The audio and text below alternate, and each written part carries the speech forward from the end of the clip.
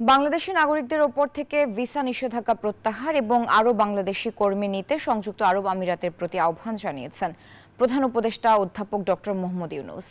রাজধানী foreign service একাডেমিতে এক প্রেস ব্রিফিংয়ে প্রেস সচিব শফিকুল আলম বলেন, দুবাইয়ে দুদিন ব্যাপী ওয়ার্ল্ড গভর্নমেন্ট সামিটে অংশগ্রহণের পাশাপাশি দেশটির বেশ কয়েকজন মন্ত্রীর সঙ্গে ভিসা ইস্যুতে কথা বলেন ডক্টর ইউনূস। সাংবাদিকদের এক প্রশ্নের জবাবে প্রেস সচিব বলেন, জাতিসংঘের প্রতিবেদন প্রকাশিত হবার পর শেখ হাসিনার বিচার নিয়ে এখন চাপ সৃষ্টি হচ্ছে। এই বিচার সরকারের মূল লক্ষ্য। এছাড়াও আওয়ামী লীগের যে সমস্ত নেতাকর্মী সমর্থক জুলাই অভ্যুত্থানে গণহত্যার সাথে জড়িত তাদের সবার বিচার হবে বলেও জানান প্রেস সচিব।